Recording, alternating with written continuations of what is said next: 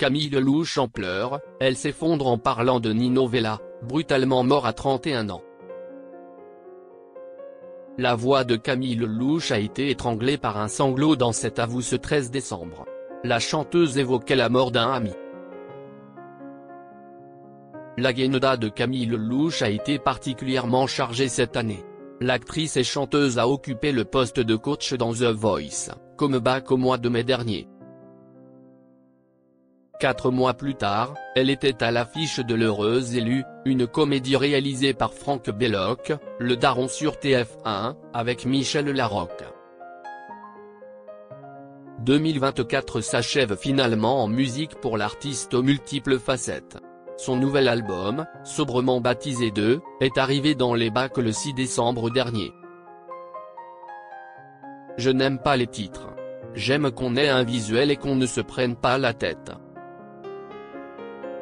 Que ce ne soit pas un argument de vente, a-t-elle justifié lors de son passage dans cet avou sur France 5 hier soir.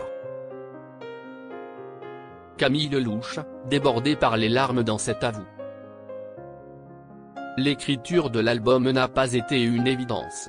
Quand on est heureuse, on est moins inspiré.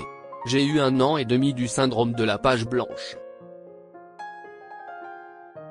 Je me suis dit que ce n'était plus mon métier et puis j'ai rencontré plein de gens, plein de musiciens, compositeurs incroyables.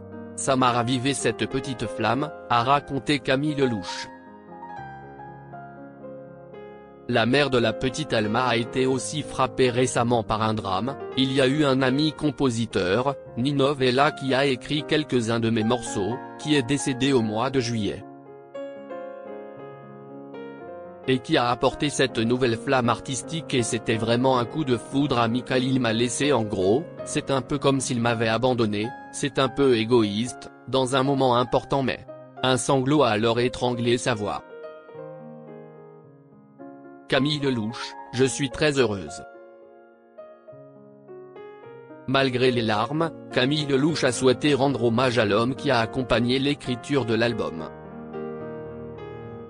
C'est important parce que Nino Vella était un très grand compositeur, chanteur, topliné et musicien.